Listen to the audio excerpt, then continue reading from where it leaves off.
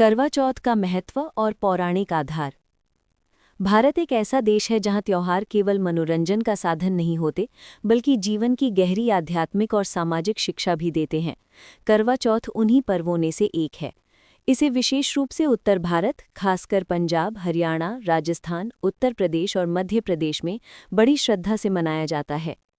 करवा चौथ का व्रत मुख्यतः सुहागिन स्त्रियों का व्रत माना जाता है।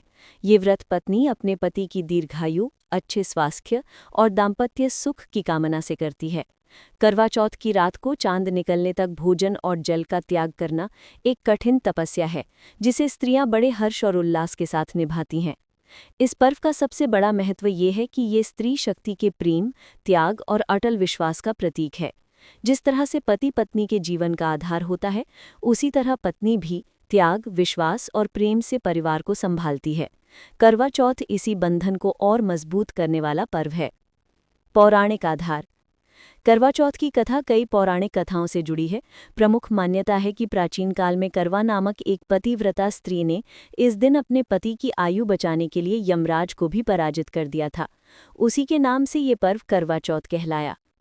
इसके अतिरिक्त ये व्रत महाभारत काल से भी जुड़ा है। द्रौपदी ने अर्जुन की रक्षा के लिए भगवान श्रीकृष्ण की आज्ञा से करवा चौथ का व्रत किया था। श्रीकृष्ण ने उन्हें ये व्रत रखने का महत्व बताया था कि इससे पति के जीवन में संकट टल जाता है। इसके अलावा सावित्री और सत्यवान की कथा भी इस पर्व से गहराई से जुड़ी है। सावित्री ने अपने पतिव्रत बल से यमराज से अपने पति को पुनः जीवन दिलवाया था। करवा चौथ का ऐतिहासिक और सांस्कृतिक विकास। करवा चौथ पर्व केवल धार्मिक आस्था तक सीमित नहीं है, बल्कि इसके पीछे गहरी सामाजिक और ऐतिहासिक पृष्ठभूमि भी है। भारत जैसे कृषि प्रधान देश में परिवार और समाज का ढांचा स्त्रियों की निष्ठा और त्याग पर टिका हुआ रहा है।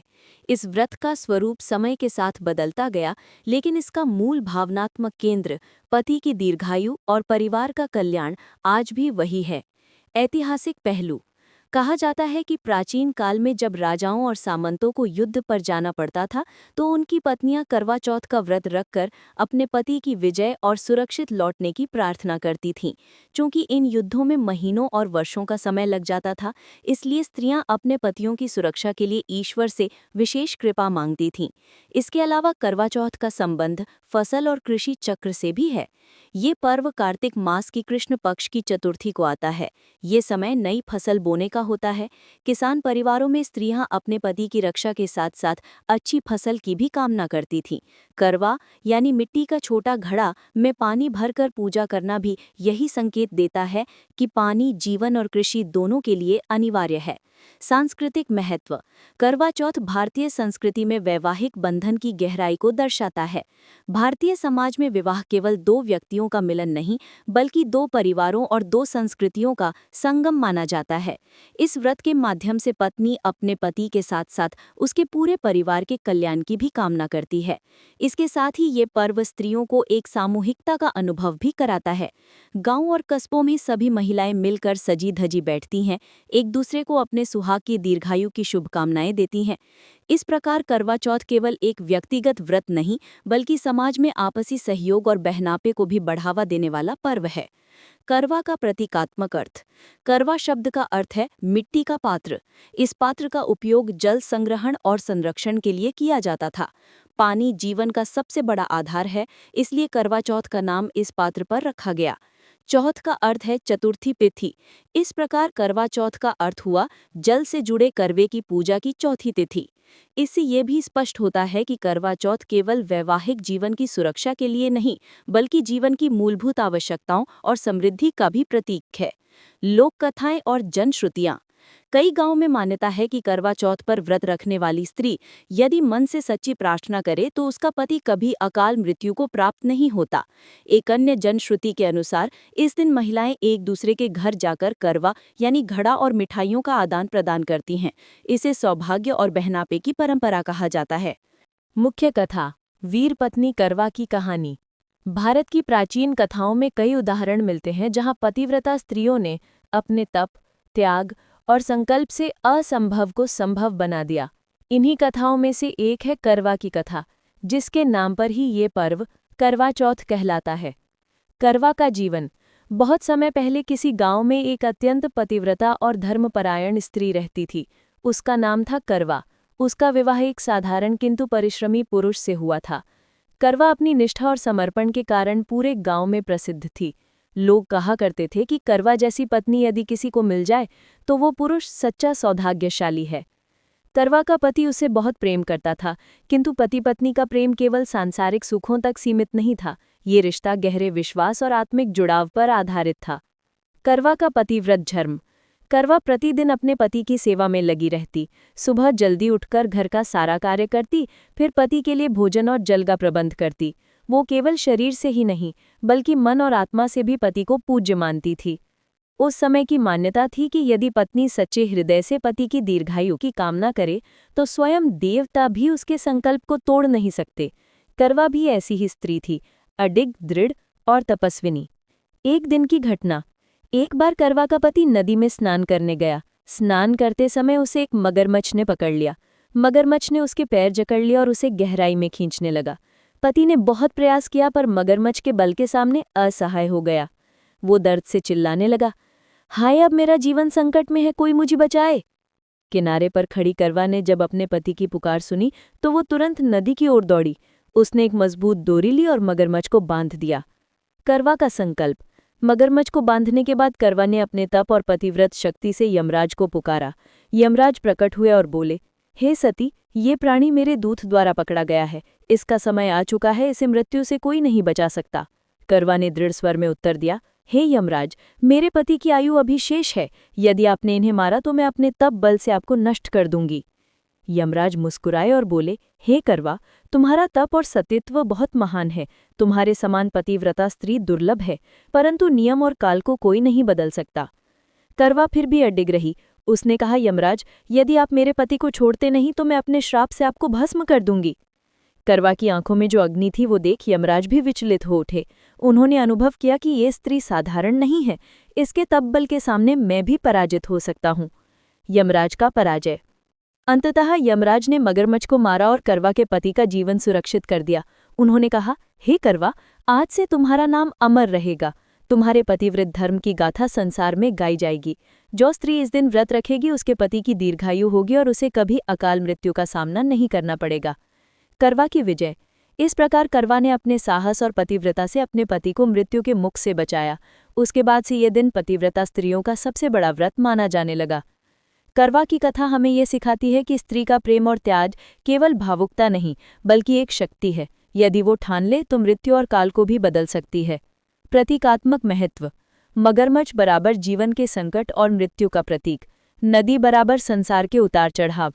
करवा बराबर पतिव्रता और अटूट विश्वास। यमराज पर विजय बराबर ये संकेत कि प्रेम और निष्ठा सबसे बड़ी शक्ति है। करवा की ये कथा आज भी हर सुहागिन स्त्री को ये विश्वास देती है कि उसके प्रेम और तप से उसके पति की रक्षा होगी। यही कारण है कि करवा चौथ के दिन स्त्रियां निर्जल उपवास रखकर अपने पति की लंबी आयु की प्रार्थना करती हैं। सावित्री और सत्यवान की कथा का संबंध। करवा चौथ केवल करवा की कथा तक सीमित नहीं है, बल्कि भारतीय पौराणिक परंपराओं में इसकी जड़ें और गहरी हैं। इसे सावित्री सत्यवान की कथा से भी जोड़ा जाता है। यह कथा पतिव्रता नारी की दृढ़ता, साहस और अटल संकल्प की मिसाल है। सावित्री का विवाह। बहुत समय पहले एक महान राजा अश्वपति हुआ करते थे। वे पुत्रहीन थे। उन्होंने पुत्री प्राप्ति के लिए कठोर तपस्या की। उनकी तपस्या से प्रसन्न होकर देवी सावित्री ने उन्हें एक तेजस्विनी कन्या प्रदान की। उसी कन्या का नाम रखा गया सावित्री। सावित्री बचपन से ही अत्यंत रूपवती, बुद्धिमान और साहसी थी। वो वेद शास्त्रों का ज्ञान रखती थी और हर विषय पर तर्क वितर्क कर सकती थी। जब वो विवाह योग्य हुई तो राजा अश्वपति ने उससे कहा, बेटी, तू स्वयंवर का चयन कर सकती है, ये तेरा स्वयंवर होगा। सावित्री ने कई राज्यों का भ्रमण किया और अंततः उसने सत्यवान नामक युवक को अपना जीवनसाथी चुना। सत्यवान का दुर्भाग्य। सत्यवान एक वनवासी और तपस्वी राजा द्युम्नसेन का पुत्र था। द्युम्नसेन का राज्य छिन जाने के बाद वो वन में रहने लगे थे। सत्यवान अपने माता पिता की सेवा में दिन रात लगा रहता था। जब सावित्री ने सत्यवान को चुना तो नारद मुनि ने सावित्री को चेतावनी दी, सावित्री, सत्यवान निश्चय ही गुणवान है, किंतु इसका जीवन बहुत छोटा है। इसके विवाह की 1 वर्ष बाद ही इसकी मृत्यु निश्चित है। ये सुनकर सभी लोग विचलित हो गए, लेकिन सावित्री ने दृढ़ स्वर में कहा, जिसे मैंने एक बार अपना वर चुन लिया वही सदा मेरा पति रहेगा, चाहे उसका जीवन 1 दिन का ही क्यों न हो। सावित्री का संकल्प। सावित्री ने विवाह के बाद अपने पति और ससुराल की सेवा में स्वयं को समर्पित कर दिया।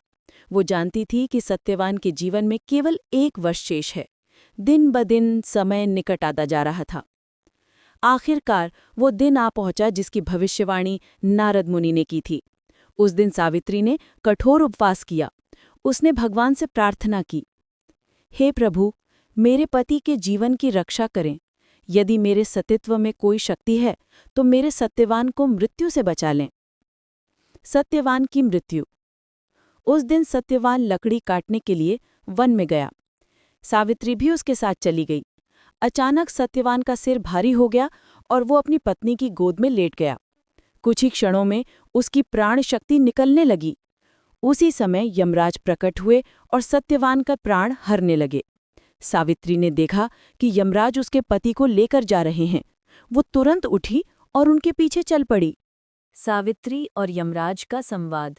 यमराज ने सावित्री से कहा, सावित्री, यह तेरे पति का जीवन काल पूरा हो चुका है, तू अब वापस लौट जा। लेकिन सावित्री अडिग थी। उसने कहा, महाराज, जहाँ मेरा पति जाएगा वहीं मैं जाऊंगी। मैं धर्मपत्नी हूँ, धर्म का मार्ग कभी अधूरा नहीं होता। यमराज उसकी अटल निष्ठा से प्रभावित हुए और बोले, सावित्री, तू मुझसे वर मांग, पर अपने पति का जीवन मत मांग। सावित्री ने कहा, तो मुझे यह वर दीजिए कि मेरे सास ससुर अपना खोया हुआ राज्य पुनः प्राप्त करें। यमराज ने वर दे दिया। सावित्री फिर भी उनके पीछे चलती रही। यमराज ने दोबारा कहा, अब लौट जा। सावित्री ने कहा, पतिव्रता स्त्री पति के बिना नहीं लौटती। यमराज ने फिर वर मांगने को कहा। सावित्री ने कहा, मुझे यह वर दीजिए कि मेरे पिता राजा अश्वपति की कोई संतान न होने के कारण वे भी दुखी हैं, उन्हें 100 पुत्र हों। यमराज ने दूसरा वर भी दे दिया। सावित्री अब भी पीछे पीछे चलती रही। यमराज ने तीसरी बार कहा, अब रुक जा, तू बड़ी हठी है।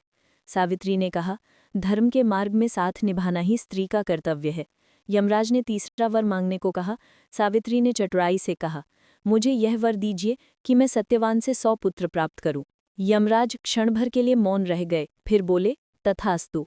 लेकिन अगले ही क्षण यमराज को अपनी भूल का आभास हुआ।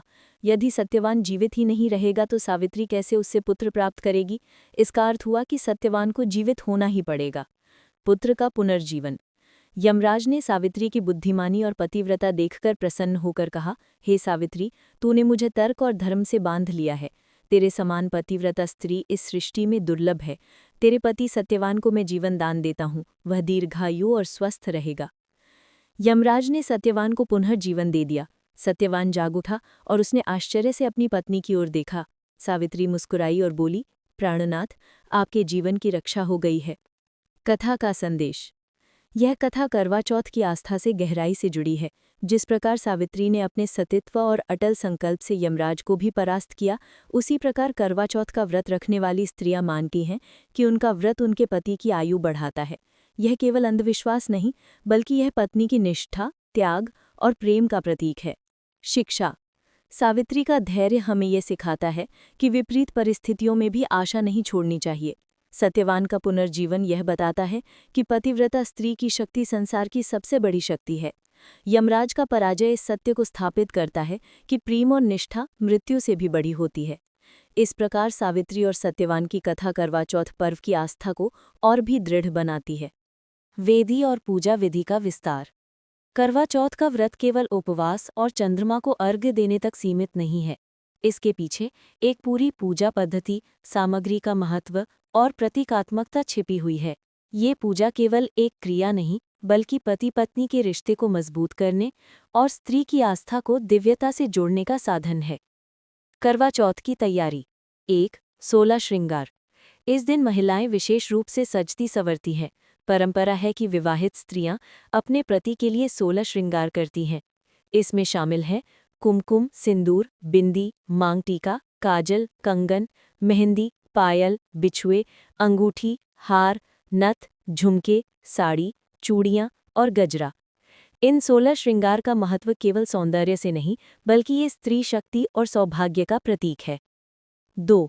सांझे का चित्रण। कई क्षेत्रों में घर की दीवार पर मिट्टी या गोबर से एक चौकोर आकृति बनाई जाती है जिसे सांझा कहा जाता है। इसे रंगों से सजाया जाता है। इसमें गणेश जी, चंद्रमा, करवा और देवी देवताओं के चित्र भी बनाए जाते हैं। 3. करवा का महत्व। इस दिन मिट्टी या पीतल का करवा लिया जाता है। उसमें जल भरकर उसके ऊपर ढक्कन रखा जाता है। करवे में अनाज, दक्षिणा और मिट्टी की मूर्ति रखकर पूजा की जाती है। ये करवा संपन्नता, स्थिरता और जीवन के अमृत तत्व का प्रतीक है। पूजा का क्रम। 1. दिन भर उपवास। सुबह से ही महिलाएं व्रत रखती हैं। इस व्रत को अक्सर निर्जला उपवास कहा जाता है, यानी इसमें जल भी ग्रहण नहीं किया जाता। व्रत का आरंभ सूर्योदय से होता है और चंद्रमा के दर्शन के बाद समाप्त होता है। 2. संध्या की पूजा। शाम के समय जब चांद निकलने का समय निकट होता है, तब महिलाएं सजी धजी बैठकर पूजा करती हैं। पूजा की वेदी पर करवा, मिट्टी की मूर्तियां और थाली सजाई जाती है। इस थाली में इन सामग्रियों का होना आवश्यक है: दीपक, रोली, कुमकुम, अक्षत, चावल, मिठाई, फल, मेहंदी, साड़ी या चुनरी करवा पर चढ़ाने के लिए। 3. कथा श्रवण। पूजा के दौरान महिलाएं एकत्र होकर करवा चौथ की कथा सुनती हैं। कोई एक स्त्री कथा सुनाती है और बाकी सब ध्यानपूर्वक सुनती हैं। कथा के बीच बीच में करवा चौथ माता की जय बोला जाता है। कुछ जगहों पर महिलाएं पूजा के दौरान एक दूसरे के बीच करवा का आदान प्रदान करती हैं। ये सौहार्द और बहनापी का प्रतीक है।